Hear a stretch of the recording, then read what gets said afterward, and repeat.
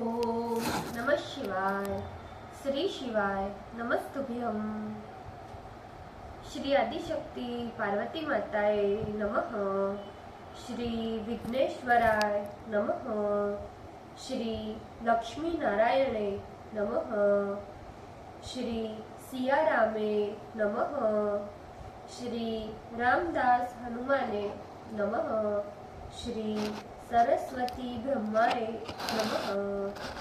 श्री राधे श्यामे नमः। हे शिवजी, તમારી કૃપાથી હું આ શિવ પુરાણ વાંચી રહી છું અને મારી મમ્મી અને તમામ શ્રોતા શિવ પુરાણ સાંભળી રહ્યા છે. અમે બધા શિવ પુરાણનું જ્ઞાન પ્રાપ્ત કરી શકીએ એટલી શક્તિ પ્રદાન કરજો અને શિવ પુરાણનું તેજ સહી શકીએ એટલી ક્ષમતા પ્રદાન કરજો. હે વિઘ્નેશ્વર ગણપતિ બાપા, તમે શિવ પુરાણના વંચનમાં આવતા તમામ વિઘ્ન હરજો. हे कृष्ण मनोहारिणी राधा जी, हे श्याम सुंदर, हे सिया राम जी, हे रामदास हनुमान जी, તમે શિવ પુરાણ સાંભળવા જરૂર પધારજો અને મારા હૃદયમાં સ્થાન ગ્રહણ કરજો. ઓમ નમઃ શિવાય. શ્રી શિવાય નમસ્તુભ્યમ. દ્વિતીય સંહિતા, नवमो अध्याय, पेज नंबर 314। वसंत आदि के सहायक होने पर भी शिव को मोहने में असमर्थता तथा कामदेव का अपने लोक में वापस जाना। ब्रह्मा जी बोले, हे मुनीश्वर नारद, अनुचरों के साथ उस काम के शिव स्थान में पहुंच जाने पर जो विचित्र चरित्र हुआ उसे सुनो। सबको मोहित करने वाले उस महावीर काम ने शिव के स्थान पर पहुंचते ही अपने प्रभाव का विस्तार कर सभी प्राणियों को मोहित कर लिया। वसंत ने भी महादेव जी को मोहित करने के लिए अपना सारा प्रभाव लगा दिया, जिससे समस्त वृक्ष एक ही साथ फूलों से लद गए। उस समय काम ने रति के साथ शिव को मोहित करने के लिए अनेक यत्न किए, जिससे सभी जीव उसके वश में हो गए, किंतु गणेश तथा शिव जी उसके वश में नहीं हुए। इस प्रकार चेष्टा करते हुए जब वसंत सहित उस काम के सारे प्रयत्न निष्फल हो गए, तब उसका सारा अहंकार नष्ट हो गया और वह लौटकर मेरे स्थान पर पुनः आया। मुझ ब्रह्मा को प्रणाम कर वह उदासीन तथा उत्साह रहित होकर गदगद वाणी से कहने लगा। काम बोला, हे ब्राह्मण, शिव में मोह उत्पन्न करना मेरे प्रयास के बाहर है, क्योंकि वे योग परायण है। जब मैं ही उन्हें मोहित नहीं कर सकता तो और की तो बात ही क्या। मैंने अपने मित्रों तथा रति के साथ उन्हें मोहित करने के लिए अनेक उपाय किए, किंतु सभी निष्फल हो गए। हे ब्राह्मण, मैंने शिव को मोहित करने के लिए जिन अनेकों उपायों का आश्रय लिया, उन्हें आप सुनिए। जब शिवजी सभी इंद्रिय द्वारों को रोककर समाधि में बैठे थे, तब मैं सुगंध युक्त शीतल वायु से जो मोह को उद्दीपित करता है, उससे प्रयत्न पूर्वक पंखा करने लगा। मैंने अपने धनुष तथा 5 पुष्प के बाणों को लेकर उनके चारों ओर से छोड़ता हुआ उनके गणों को मोहित कर लिया।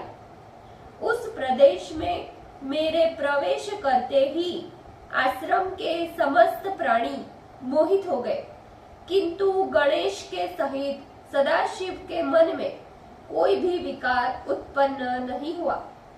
जब वे प्रमथाधिपति हिमवान पर्वत पर गए, तो हे ब्राह्मण, मैं भी वसंत और रति को साथ लेकर उन्हें मोहित करने के लिए वहां गया। इसी प्रकार जब वे मेरू पर्वत पर और नागकेश्वर पर्वत पर गए तो मैं वहां भी गया। जब वे कैलाश पर गए तो मैं भी कैलाश पर्वत पर गया। जब वे किसी प्रकार समाधि से मुक्त हो गए तो मैंने उनके सामने 2 चक्र और चलाए। वे दोनों चक्र स्त्री के हाव भाव युक्त दोनों कटाक्ष थे। मैंने दाम्पत्य भाव का अनुकरण करते हुए उन नीलकंठ महादेव के सामने नाना प्रकार के भाव उत्पन्न किए। उन भावों से शिव के समीपस्थ सभी मृग तथा पक्षी मोहित हो गए। उनके आगे ही रसोत्सुक हुए मयूर के जोड़े ने अनेक प्रकार की गतियों का सहारा लेकर विविध प्रकार के भाव प्रदर्शित किए, किंतु कोई परिणाम न हुआ। हे लोकेश, अब मैं क्या कहूँ? शंकर को मोहित करने के लिए मेरे बाणों को कोई अवकाश नहीं मिला। मैं यह सत्य कहता हूँ, अतः शिव को मोहित करने की शक्ति मुझ में नहीं है।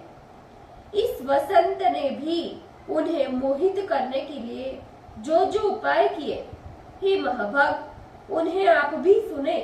मैं सत्य कहता हूँ, इस वसंत ने चंपक, केशर, कटहल, गुलाब, नागकेशर, पुनांग, किंशुक, केतकी, कर, मागंधी, मल्लिका, पर्णभर एवं कबरक आदि पुष्पों को जहाँ शिव जी बैठे थे प्रफुल्लित कर दिया। इस वसंत ने मलयानिल की हवा चलाकर शिव के आश्रम में तालाब के सभी फूले हुए कमलों को अत्यंत सुगंधित कर दिया। सभी लताएं फूल से युक्त हो और अंकुर समूह के साथ सन्निकट के वृक्षों में बड़े प्रेम से लिपट गई।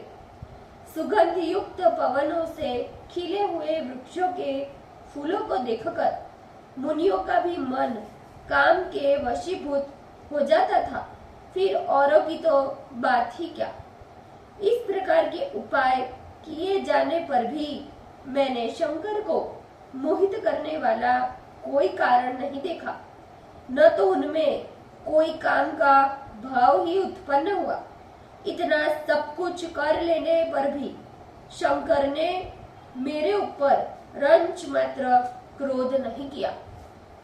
इस प्रकार सब कुछ देखकर तथा उनकी भावना को ध्यान में रखकर मैं शिव को मोहित करने के लिए प्रयास से विरत हो आपके पास निवेदन कर रहा हूँ। समाधि छोड़ देने पर मैं उनकी दृष्टि के सामने क्षण मात्र भी टिक नहीं सकता। भला रुद्र को मोहित करने की सामर्थ्य किसमें है?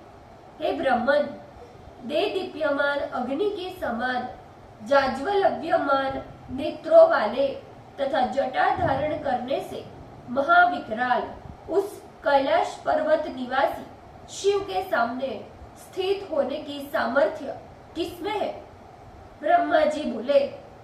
इस प्रकार काम के वचन सुन मैं चतुर्भुज ब्रह्मा चिंता मग्न होकर कुछ बोलने की इच्छा करने पर भी कुछ बोल नहीं सका। मैं शिव को मोहित करने में सर्वथा असमर्थ हूँ। इस प्रकार काम के वचन को सुनकर मैं बड़े दुख के साथ उष्ण श्वास लेने लगा। उस समय मेरे उष्ण निश्वास से जो चंचल एवं महाबलवान वायु निकले, वे ही लपलपाती जीभ वाले नाना रूपधारी अत्यंत भयंकर गण हुए। उन गणों ने पटह यानी भेरी, मृदंग आदि नाना प्रकार के असंख्य विकराल महाभयंकर बाजे बजाना प्रारंभ किया। वे मेरे निश्वास से उत्पन्न महागण मुझ ब्रह्मा के सामने ही मारो काटो आदि शब्द कहने लगे।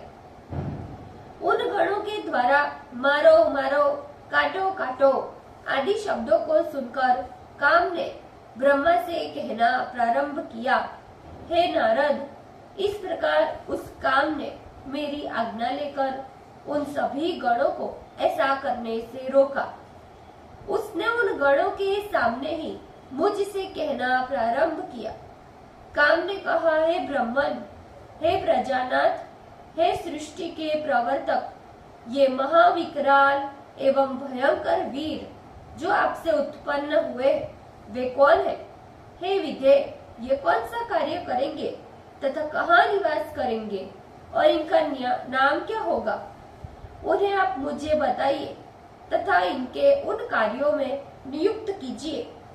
हे देवेश, इन्हें उचित कार्यों में नियुक्त कर तथा इनके लिए योग्य नामों तथा स्थानों को कृपा पूर्वक देकर जो उचित हो वो मुझे आज्ञा दीजिए।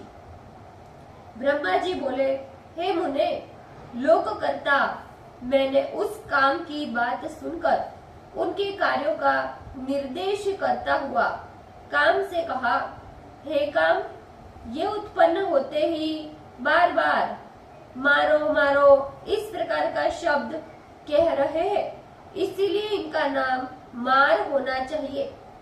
ये गण सदैव प्राणियों के कार्य में विघ्न डाले।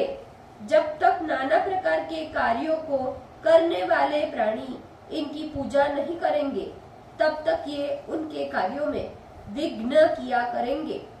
हे काम, तुम्हारे अनुकूल रहना ही इनका मुख्य कार्य होगा। ये तुम्हारी सहायता से सदा तत्पर रहेंगे, इसमें संशय नहीं। जब जब जहाँ जहाँ आप अपने कार्य के लिए जाएंगे, तब तब वहाँ ये गण तुम्हारी सहायता करेंगे। ये तुम्हारे अस्त्रों से वशवर्ती प्राणियों के चित्त में सदैव भ्रांति उत्पन्न करेंगे और ज्ञानियों के ज्ञान मार्ग में सदैव विघ्न डालेंगे।